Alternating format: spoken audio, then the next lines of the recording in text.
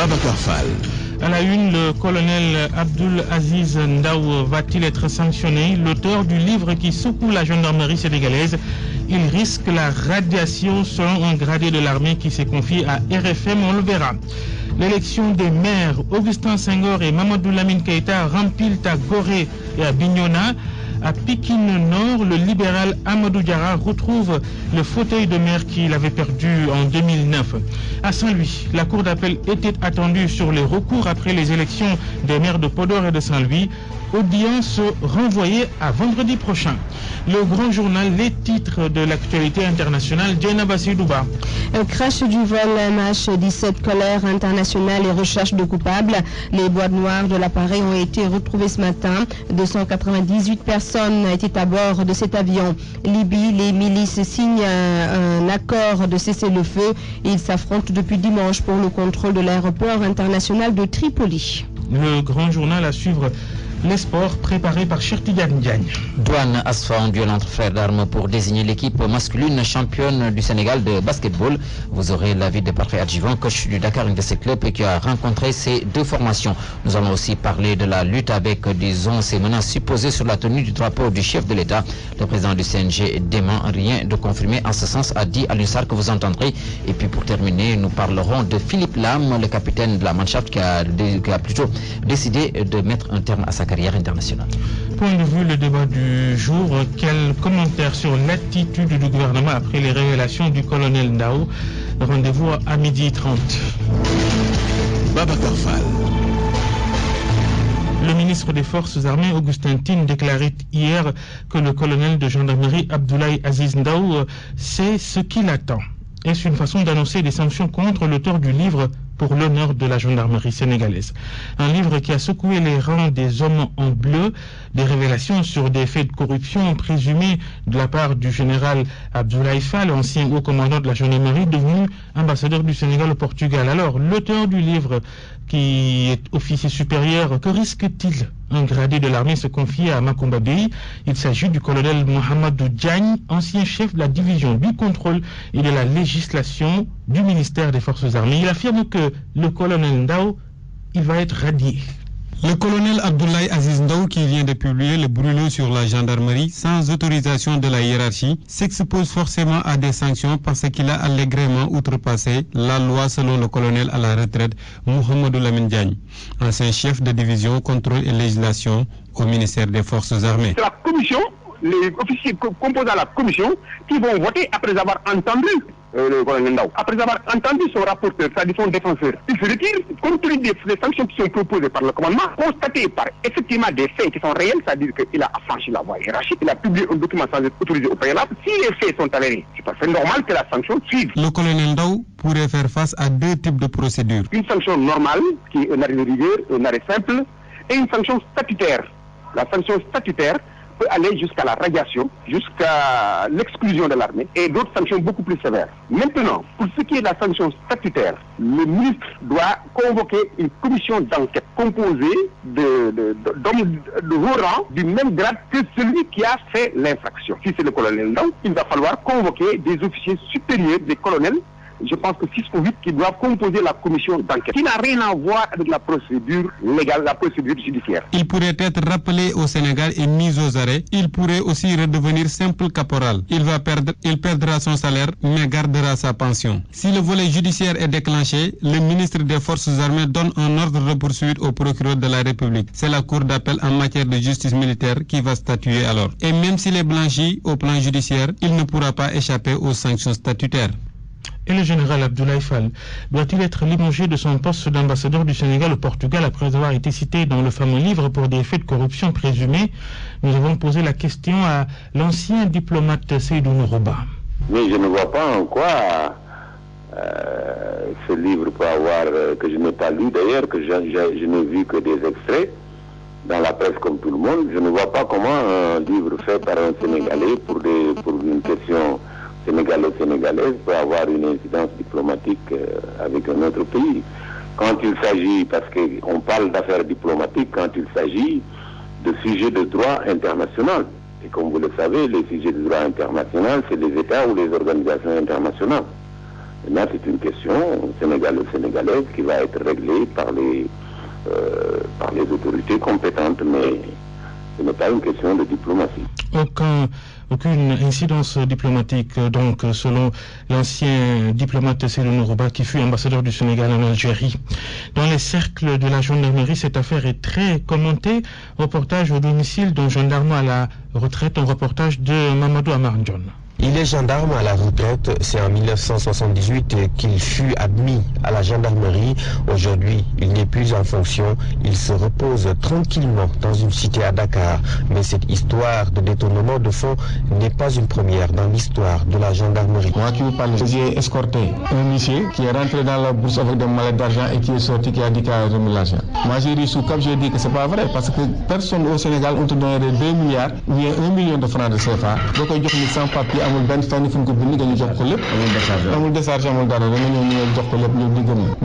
Mais ce monsieur qui a préféré garder l'anonymat dénonce le moment choisi par le colonel Abdoulaye Aziz Ndaou pour faire ses fracassantes révélations. Ce que je lui reproche, c'est d'avoir fait ces révélations lorsqu'il est en train de sortir, c'est-à-dire à quelques mois de sa retraite.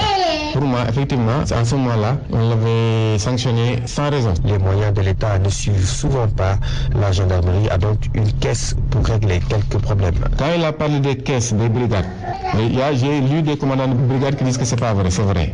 Mais caisses aussi, il y a un aspect positif et négatif. Parfois c'est bon, parfois c'est pas bon. Un gars comme moi, un ami qui passe, qui salue la brigade, et ainsi de suite, nous dit le mail. Parce que parfois les gens passent les voir. Moi je ne l'ai jamais fait. Mais nous avons sauf officier ko def. Sénégal lañ nek, c'est parce que nit do tol digënté, il va voir son ami. Le gendarme à la retraite averti. Comme ce gendarme à la retraite, tout le monde attend avec impatience la réaction du général Abdoulaye Fall sur cette rocambolesque histoire. Et pour en finir avec ce sujet, rendez-vous à 12h30 pour la rubrique Point de vue. Le débat du jour porte sur surtout l'attitude du gouvernement du Sénégal depuis ces révélations du colonel Ndao dans ce livre Honneur à la gendarmerie sénégalaise. RFM, fréquente modulation 94.0, la radio en puissance. Il est 12h09. Augustin Senghor, réélu une deuxième fois à Gorée. Il a obtenu un troisième mandat de maire de l'île de Gorée à l'issue du vote. Augustin Senghor a obtenu 28 voix contre 8 pour Djibi Seck, son seul concurrent. Dans le département de Pikine, le PDS et son responsable Amadou Diarra retrouvent la mairie de Pikine Nord après l'avoir perdu il y a 5 ans. Et dans la commune d'Ambao, Abdoulaye Pouy a été élu maire. Ça passe pour Lamine Keïta. L'ancien ministre PDS rempile la tête de la mairie de Bignona au sud du Sénégal. La commune de Ngaï-Mékhé dans la région de Thiès, c'est un cadre de la Banque africaine de développement qui a été élu maire. Il démissionne donc de son poste à la BAD. Il faut dire qu'à Ngaï-Mékhé, on veut promouvoir le retour au bercail des personnes ressources originaires de la ville. Ça pour accélérer le développement. Cheikh Anta Diop. Le réveil de la ville de Ngaï-Mékhé, credo lancé par les populations et les autorités locales nouvellement élues. Maguette Wade, le nouveau maire de Ngaï. Ma décision de démissionner de la Banque africaine de développement pour revenir servir ma ville natale. Cette ville mérite le renouveau. Mon sacre, je l'appelle le réveil de la ville de Mékhé. Ce cadre de la Banque africaine de développement est retourné au bercail pour, dit-il, se lancer dans la modernisation de la ville de Mékhé et le développement de l'artisanat. Une ville où la pauvreté va reculer, une ville qui sera une ville écologique, une ville verte que nous entendons éclairer au solaire, mais aussi une ville propre. Nous entendons capitaliser sur ce que la ville a de plus cher comme soupape économique, l'artisanat. Mékhé doit être un point important de l'artisanat mondial. Ngaï-Mékhé a besoin d'infrastructures routières, celles qu'elle dispose datent de 1960. Il faudrait que l'État puisse contribuer à bâtir des infrastructures de base, notamment un hôpital central. Mékhé a dépassé un dispensaire. Il faudrait que Mékhé, ces routes dont elle dispose, qui ont plus de 45 ans, puissent être réhabilitées et que de nouvelles routes puissent voir le jour dans notre zone. Retour des personnes ressources dans leur fief, un bel exemple que les populations de Ngaï-Mékhé ont bien apprécié.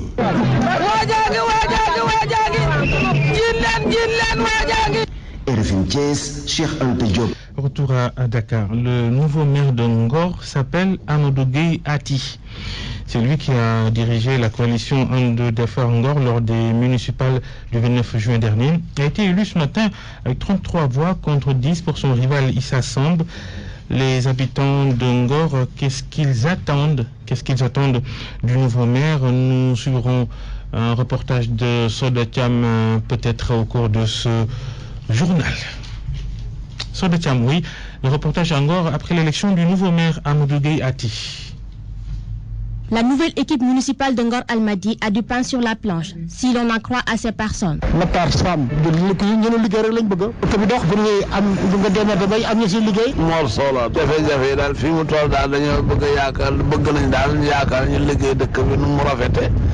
bu ñu ko defee bëgg nañ daal ñu defar canal yi daal yooyu daal lañ gën a am jafe-jafe yaakaar ñu defar ko daal ndox mi bañ a taanuti ci dëkk bi.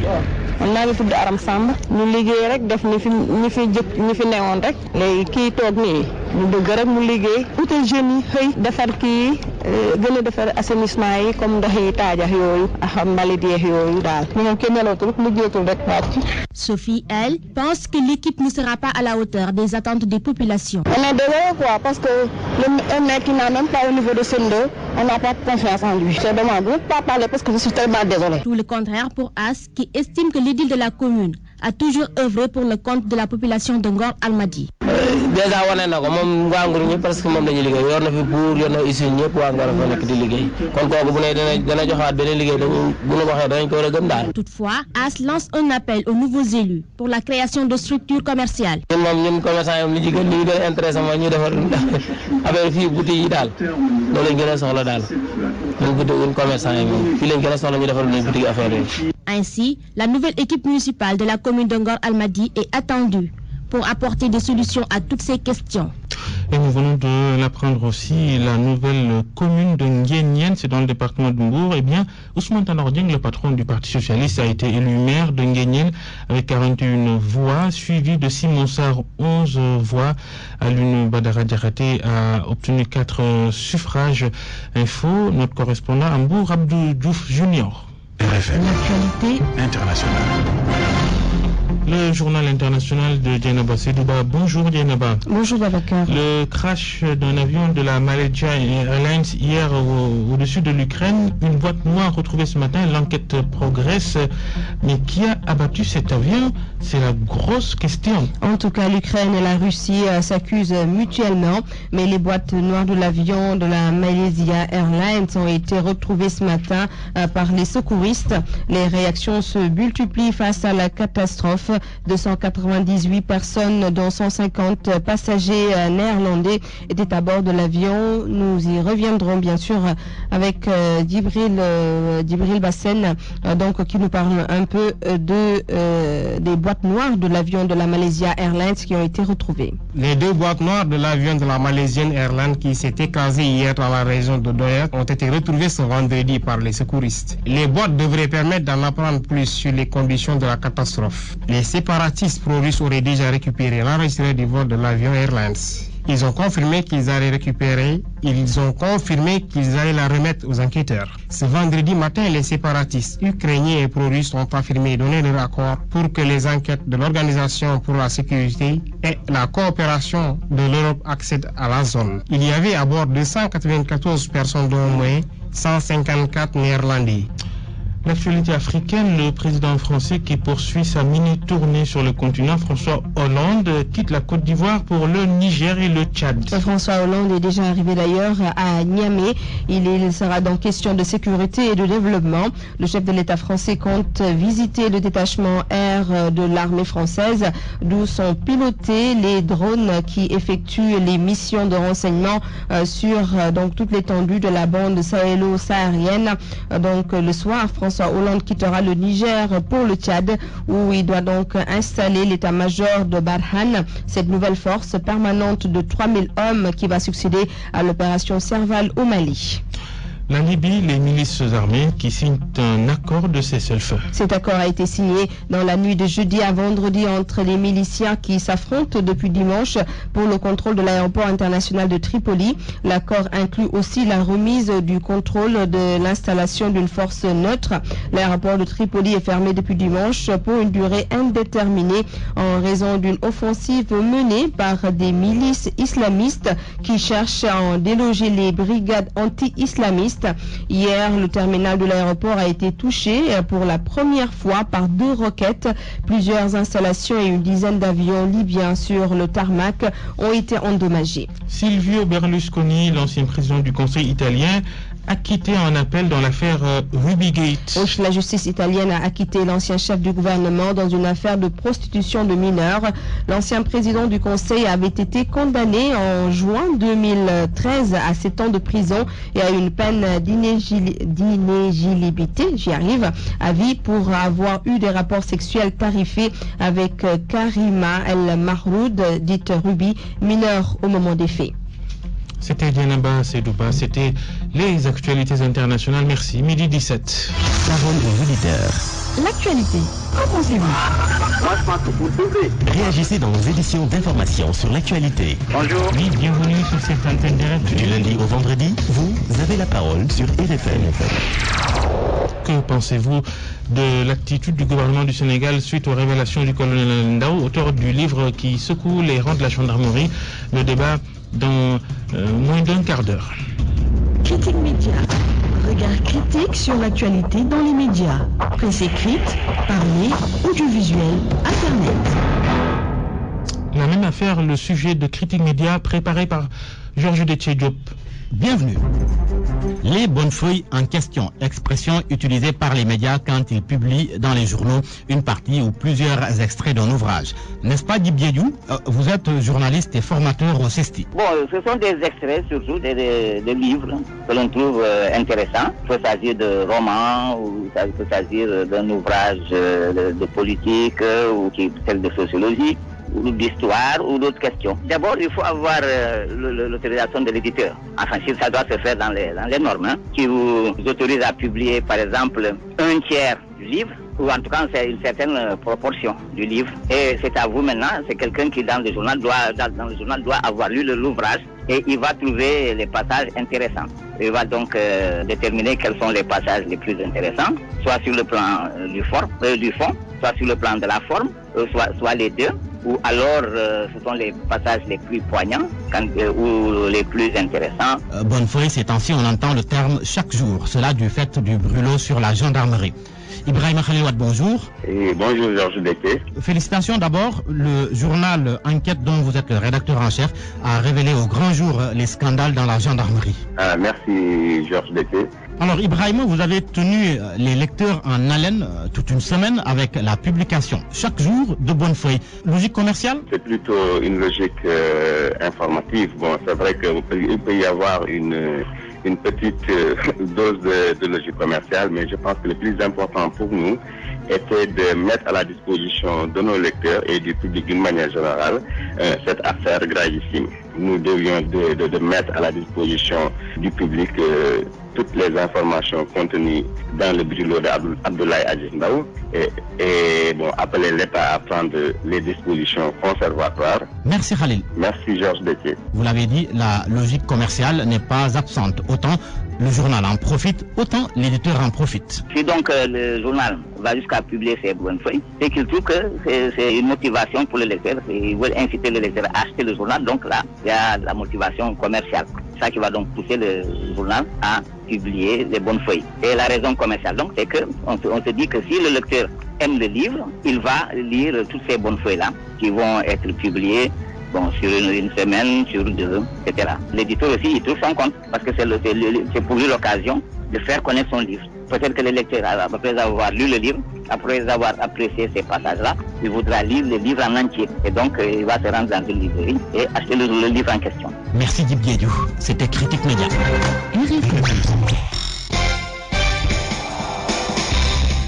Les sports à midi et 20 minutes, les sports préparés par Cher Tidiane Diagne. Cher, bonjour. Bonjour Babacar Fall. D'abord, le basket Douane Asfa, l'affiche de la finale du championnat sénégalais de basket masculin. C'est demain samedi. Justement, un duel entre frères d'armes pour désigner l'équipe championne du Sénégal pour cette saison-ci. Vous l'avez dit donc, Babacar, la confrontation prévue au stadium Marius Ndiaye demain samedi. Parfait Adjivon, coach du Dakar University Club, formation qui a croisé ces deux finalistes, parle de la caractéristique de l'AS Douanes et de l'ASFA. Pour ce Parfait Adjivon, l'équipe qui va abandonner ses forces aura des regrets. Propos recueillis par Boubacar Kambal Dieng. Ça sera un match très âprement disputé quand même. L'équipe qui sera plus présente sur le plan défensif gagnera ce match-là. Je pense que c'est surtout à ce niveau-là. La force de l'ASFA, c'est d'abord, comme vous le connaissez, c'est une équipe qui est très physique, qui est très physique, un jeu intérieur qui s'améliore, qui est devenu très fort ces derniers matchs parce que maintenant ce sont les jeux intérieurs de l'ASFA qui fait la différence. Donc c'est une équipe qui est physique et aussi tactique quand même. Et la douane, c'est une équipe qui est très adroite, qui joue des structures très simples, très rodées, qui allient le jeu intérieur et le jeu extérieur, parce qu'ils ont des jeux qui sont très adroits, donc ça leur permet d'avoir des structures très larges qui vont permettre beaucoup d'espace à le joueur, parce qu'ils sont adroits, donc l'adversaire est obligé d'élargir sa défense, donc ça leur permet beaucoup d'espace, et alors ils ont un bon jeu intérieur à son goût, et un jeu extérieur très extraordinaire, parce qu'ils sont, je pense que c'est une équipe qui s'allie 3 jours très adroits. Au lendemain donc de cette finale du championnat devant opposer l'AS Douanes aux militaires de l'ASFA, va se jouer donc au lendemain, le dimanche, en dame, la 42e édition de la finale de la Coupe du Sénégal, une finale qui va opposer le Dakar University Club au Saint-Louis Basket Club. Babacar. La suite du journal des sports, la lutte traditionnelle, beaucoup d'informations ou de rumeurs sur un possible report du tournoi pour le drapeau du chef de l'État, faute de moyens, selon ces personnes qui véhiculent ces infos. Mais le président du Comité national de gestion de la lutte, il rassure. Il dément même, rien de confirmé en ce sens, a dit donc le docteur Alioune Sarr. Des propos recueillis par Max Clit Kanfani, déclaration faite en marge de la cérémonie de publication hier de l'ouvrage intitulé Corps en lutte, l'art du combat au Sénégal. Nous écoutons le docteur Alioune Sarr. Il faudrait que les Sénégalais commencent à comprendre qu'à l'impossible, nul n'est tenu. Vous avez à écorcher le ministre sortant en disant qu'il est de fatigue, il n'a pas organisé. C'est pas à lui d'organiser le drapeau du chef de l'État. Le drapeau du chef de l'État fait partie des missions du comité national. S'il y a eu défaillance, c'est au niveau du comité national qui n'a pas pu trouver à temps les ressources financières pour pouvoir organiser le drapeau du chef de l'État à Fatick. Nous en assumons l'entière responsabilité. Nous continuons à nous battre pour que, si possible, avant la fin de l'année, organiser cela. Le patron du CNG de lutte. Et puis nous allons terminer avec du football sur l'international. Philippe Lam qui met un terme à sa carrière internationale. Le capitaine de la National Mannschaft dit adieu à la sélection allemande âgé de 30 ans.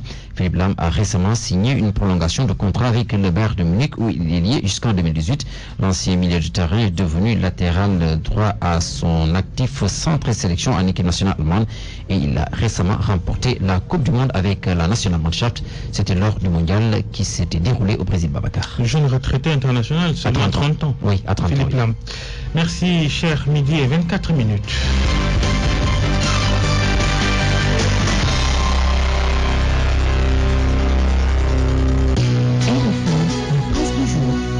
La revue de presse de Georges Déthié Diop.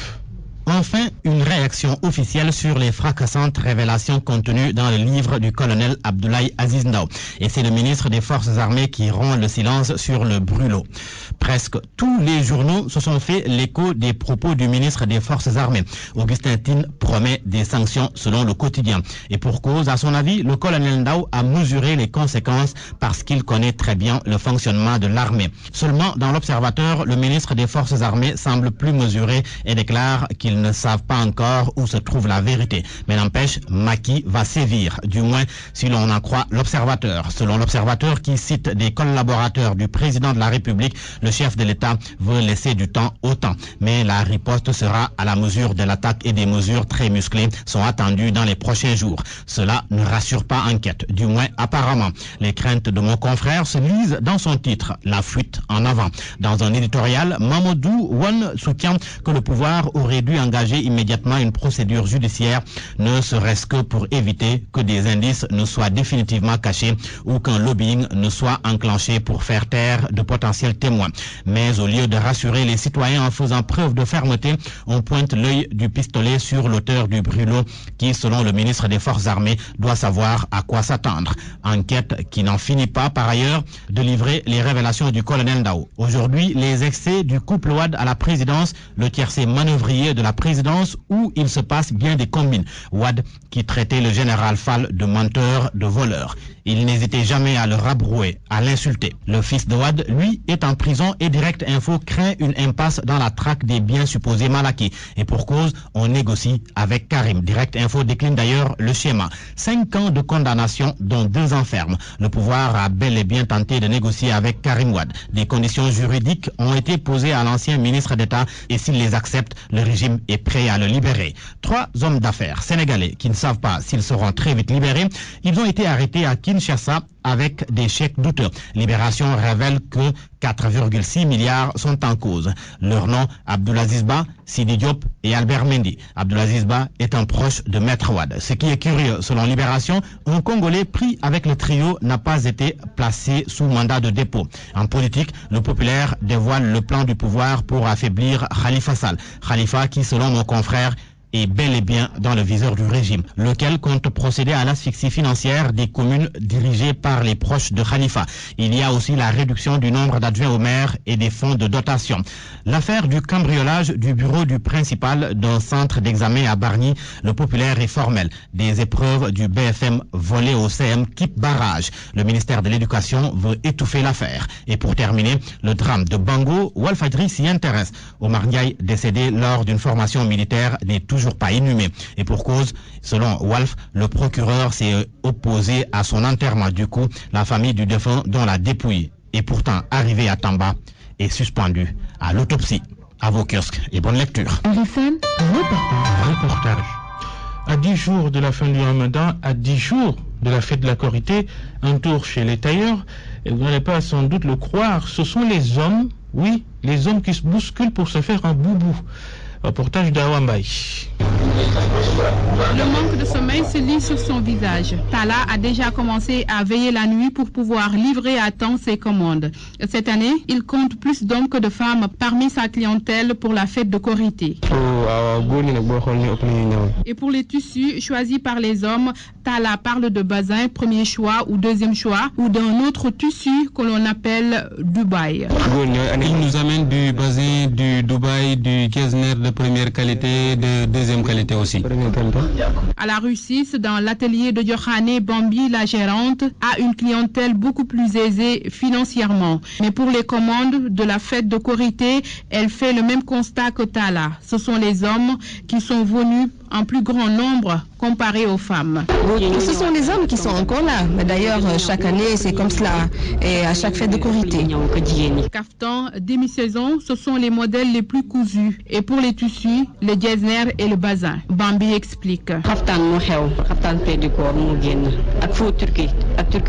En matière de mode, maintenant, les hommes rivalisent d'ardeur avec les femmes et déboursent beaucoup d'argent pour paraître beau le jour de la Korité. Merci Awambaï, midi et bientôt 30 minutes. Point de vue. Regard croisé sur l'actualité du jour.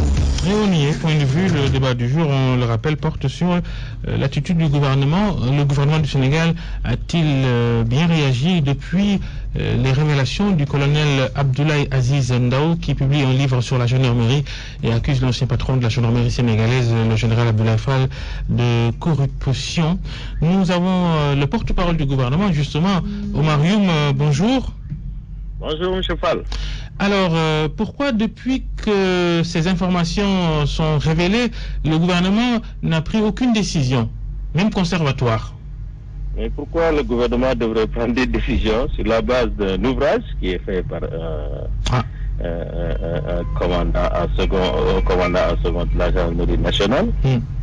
Un ouvrage qui peut être motivé par plusieurs raisons. Ça peut être la frustration, ça peut être la rancune, ça peut être aussi quelque part de la vérité, on ne sait pas.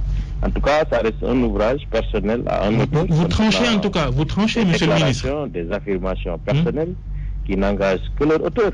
Le gouvernement est un gouvernement responsable qui ne réagit pas sur la base de simples déclarations, qui prend acte et qui doit faire ce qui doit être fait. Ce n'est pas l'État du Sénégal qui est visé dans cette ouvrage. Monsieur le ministre, c'est plus des personnes qui ont été visées. Monsieur le ministre, notamment, oui.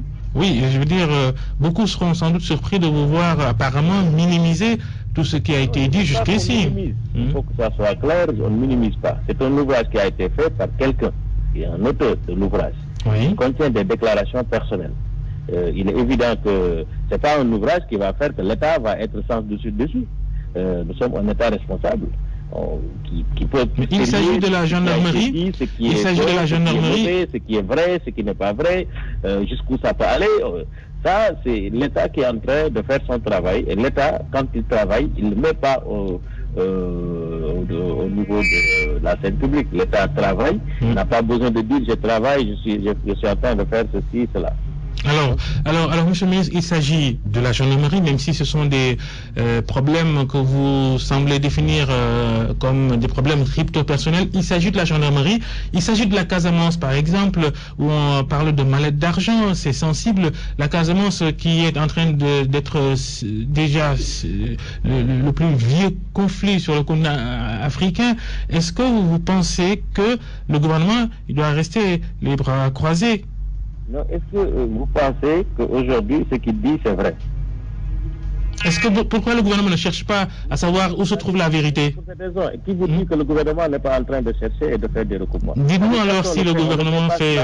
On ne le dit pas, on ne le dit pas haut. C'est que tout le gouvernement, ce qu'il fait. Si on se mettait à dire, voilà, on est en train de faire ça, on est en train de faire ça, on est en train de faire ça, bon, à la limite, les gens vont nous dire, mais est-ce qu'ils ont le temps de travailler? C'est-à-dire que, franchement, donnons à cette affaire sa dimension normale. La dimension d'un ouvrage qui est publié. On n'a pas encore suffisamment informé de ce que cela contient comme vrai ou cela contient comme c'est du déballage, est-ce que c'est de la vérité, est-ce que c'est quelqu'un qui a mal quelque part et qui est frustré, qui a beaucoup de rancune, etc. Ça aussi c'est des paramètres qu'il faut vérifier. Donc le gouvernement pour l'instant n'est pas visé parce que tout ce qui a été dit par quelqu'un, il n'y a pas de recoupement, il n'y a pas de contradiction. Donc le gouvernement ne peut pas réagir sur un ouvrage. Si le gouvernement se mettait à réagir sur tous les ouvrages qui sont publiés, franchement, je pense qu'on aurait perdu beaucoup de temps. C'est vrai, venant d'un haut commandant en second de la gendarmerie, je partage avec vous, avec l'opinion sénégalaise, qu'effectivement, c'est étonnant. C'est quelqu'un qui doit quand même qui doit répondre à se conformer à un code de déontologie de la gendarmerie, la loyauté à l'égard des institutions républicaines. Alors, de toute façon, monsieur le ministre, je rappelle que nous sommes avec Oumar Youm, le porte-parole du gouvernement, ministre de la gouvernance locale. Monsieur le ministre, c'est quand même des faits graves, les commentaires l'ont déjà assez démontré. Vous pensez que peut-être que ce qui est écrit dans ce livre n'est pas vrai? Pourquoi n'avoir pas mis en branle les machines nécessaires pour que nul n'en ignore et que tout le monde soit éclairé? Encore une fois, M. Fall, je pense qu'il ne faut pas me faire dire des choses que je n'ai pas dit. Je ne minimise pas. Je dis qu'il faut donner à cette affaire sa vraie dimension. C'est-à-dire qu'un gouvernement ne doit pas se mettre, à chaque fois qu'il y a quelque chose qui est publié sur Babacar Fall, d'en tirer tout de suite les conclusions et de mettre Babacar Fall quelque part ou de le sanctionner sans pour autant prendre le temps de la réflexion et de l'investigation. Un gouvernement responsable, il prend le temps de la réflexion et de l'investigation. De cette personne qui a écrit cet ouvrage, il n'a pas fait cet ouvrage en une semaine ou en 2 jours. Il a pris le temps d'écrire, de penser, de formuler et puis ensuite de le publier. Un gouvernement aussi, il doit prendre le temps de la réflexion. Donc un gouvernement, il réagit avec sérénité et lucidité. Un ouvrage a été publié, le gouvernement est totalement responsable et fera ce qu'il a à faire s'il y a quelque chose à faire. Ça, c'est ça que je dis. Donc, monsieur le ministre, il faut pas s'attendre à ce que les deux protagonistes qui travaillent pour le Sénégal à l'étranger, l'un est ambassadeur, l'autre conseiller dans une autre ambassade toujours en Europe, il ne faut pas s'attendre qu'ils soient rappelés au moins. Non, ça, franchement, c'est de la responsabilité du gouvernement de prendre des décisions et les actions qu'il faut. S'il pense qu'effectivement, on est dans le temps de l'action et il faut prendre des décisions. Donc, très franchement, sur ça, je ne peux pas me prononcer. Par contre, je peux vous dire qu'effectivement, en ce moment, tout ce qui doit être fait est en train d'être fait pour la sauvegarde des valeurs de la République auquel est tenu celui qui a publié l'ouvrage, qui a été au commandant de la gendarmerie. Donc il a l'obligation de loyauté envers les institutions de la République, il a l'obligation de l'intégrité, mais aussi il a l'obligation de réserve et le respect du secret professionnel. Ça, c'est des mesures. D'ailleurs, je pense quelque part, lui-même, il le dit. Il dit, je sais qu'en publiant ça, il y a quelque chose qui m'attend. Donc je pense que quelque part aussi, il y a un problème. Ça, le problème ne doit pas être posé à l'égard du gouvernement, le problème doit être posé à l'égard de cette personne qui a été un haut fonctionnaire de l'État du Sénégal, qui a reçu tous les privilèges et les honneurs de l'État du Sénégal, qui a prêté serment de respecter ce que je viens de vous rappeler comme étant des éléments du code de déontologie de la gendarmerie, et pourtant qui se permet de violer ça. Moi, je pense qu'on doit se poser la question sous cet angle d'abord. Qu'est-ce qui se passe à son niveau pour qu'il se permette de se délier de son serment de cette nature et de publier un ouvrage qui est parfaitement en contradiction avec tous les engagements. Vous êtes beaucoup plus dur. Vous êtes beaucoup plus dur. Oui, monsieur le ministre, vous êtes beaucoup plus dur avec le colonel Ndao qu'avec le général Fall. C'est pas un problème. Qu'est-ce que vous avez contre le général Fall aujourd'hui? Est-ce que le gouvernement ne doit-il pas chercher à savoir? D'abord, le gouvernement, c'est après. Mais je dis encore une fois, c'est un ouvrage. On dit, est-ce qu'il a le droit de le faire? Très bien. Ensuite, maintenant, après, on va passer à la deuxième phase. Est-ce que ce qu'il a dit, c'est vrai ou c'est pas vrai? Bien, merci. On va en tirer des conséquences, oui ou non? Merci, monsieur le ministre. Au départ, pour moi, c'est un ouvrage qui est vicié. C'est-à-dire que c'est quelqu'un qui donne un ouvrage et qui n'aurait jamais dû le faire. Très bien. C'est une question qu'on doit se poser. Très bien, merci Oumar Youm, ministre de la gouvernance locale, porte-parole du gouvernement, le nouveau porte-parole du gouvernement. Merci d'avoir participé à ce débat. Babacar Gaye, bonjour. Bonjour, Babacar Fall. Vous êtes le porte-parole du PDS, le principal parti d'opposition. Quel commentaire suite à ces propos du ministre porte-parole du gouvernement? D'abord que je me rends compte que cette affaire me semble ne pas porter beaucoup d'intérêt pour le gouvernement, qui le considère comme étant une affaire qui ne concerne pas l'État. Ça, c'est la première surprise que je note. Or, vous savez très bien que tout ce qui touche aux institutions, particulièrement à l'armée, tout ce qui touche au fonctionnement régulier de nos institutions, parce que dans l'ouvrage, on parle de pas mal d'autorités, et j'estime que cela dénote d'une certaine manque de considération de la part de l'État, encore du gouvernement, pour ce brûlot. Et c'est dommage. Pourquoi je le dis? Les révélations du colonel Ndao, qui a été au commandant de la gendarmerie nationale en second, et qui a éclaboussé son corps d'abord, qui a fait part de la manière dont les affaires de l'État sont gérées, surtout en Casamance, qui a dévoilé des questions relatives à la sécurité nationale, qui a mis en cause de haut gradé de l'armée de la Justement, Babacar Gaye, si le PDS était encore aux affaires, qu'est-ce qu'il aurait fait? Écoutez, je ne suis pas là en train de spéculer parce que je ne sais pas exactement ce qu'aurait fait le PDS s'il était aux affaires. En tout cas de cause, je pense qu'il y a des minimums de mesures conservatoires à prendre. On l'a vu dans l'affaire du Diola, on l'a vu récemment quand il s'est agi de l'affaire de la police. Oui. Il y a quand même des mesures conservatoires à prendre. Il ne faut jamais se voiler la face. Le colonel Ndao est un fonctionnaire en service. Il a une obligation de réserve, c'est vrai. Je ne préjuge pas de la vérité ou de la non-vérité, de la véracité de ce qu'il raconte. Par contre, le minimum aujourd'hui aurait été de le relever de ses fonctions. Parce que simplement, il a failli en tant que fonctionnaire pour avoir être en service et ensuite divulguer des secrets d'État. Ça, c'est un minimum.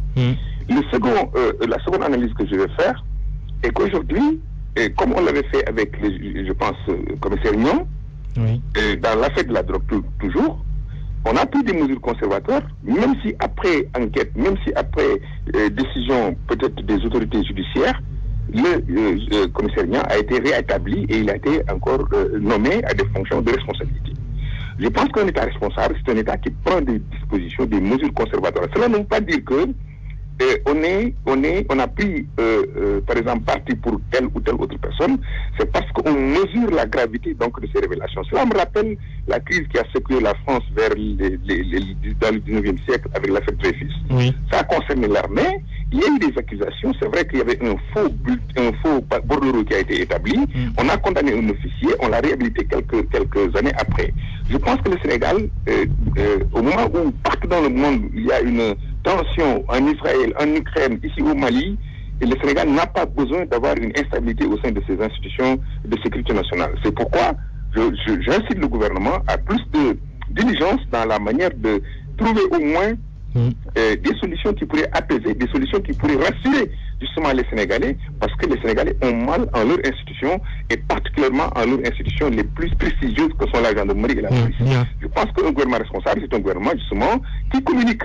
Il ne faut pas dire que oui, le gouvernement ne peut pas aujourd'hui se prononcer sur une affaire comme ça parce qu'il n'a pas encore les éléments. Non. En attendant justement de mener les enquêtes nécessaires, en attendant de faire le point, à chaque fois, je pense que le gouvernement a une obligation de dire au moins aux Sénégalais où est-ce qu'il en est dans le cadre de son travail.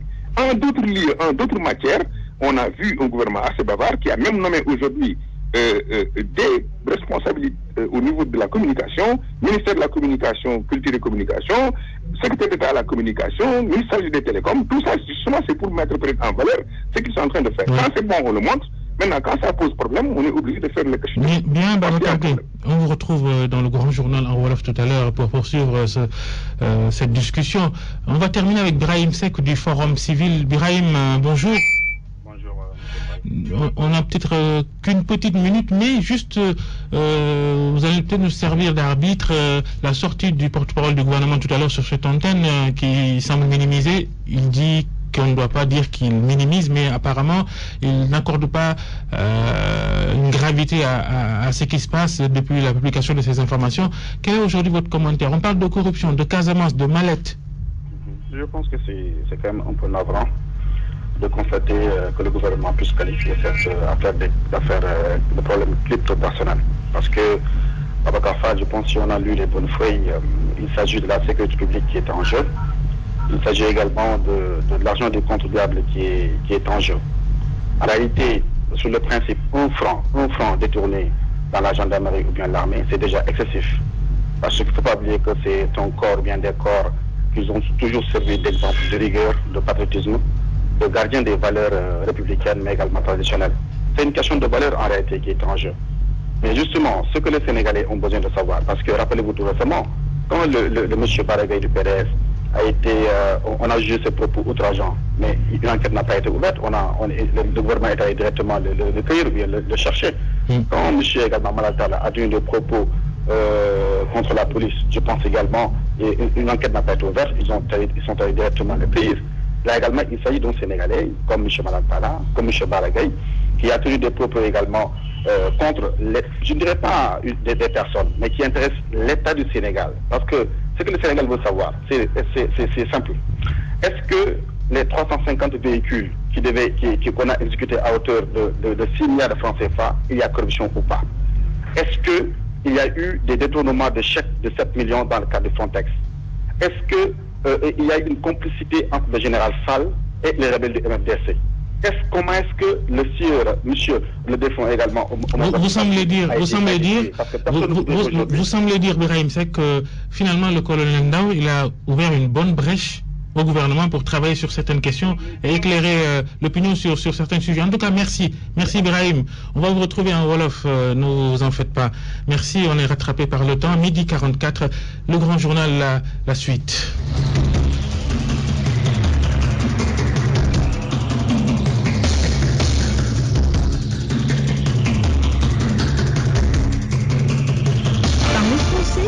Français, grammaire, orthographe et sens des mots dans la langue de la Molière.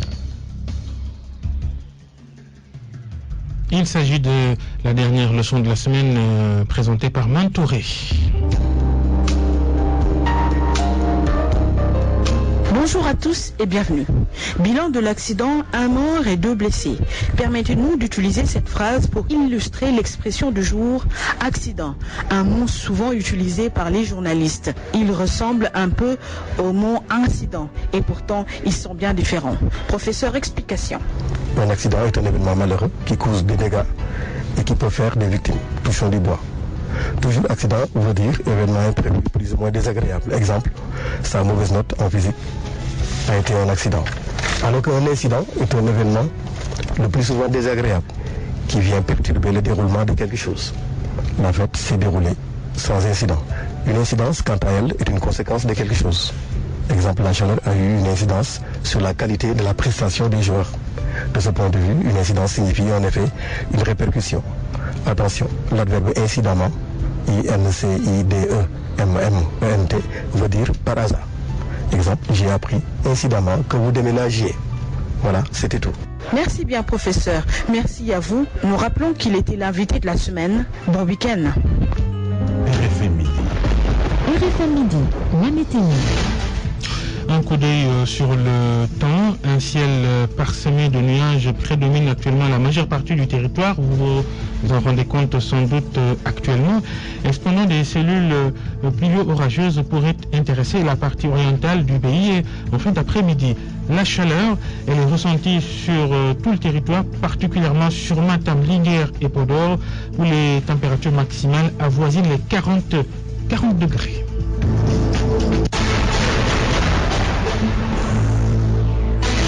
C'est la fin de ce grand journal.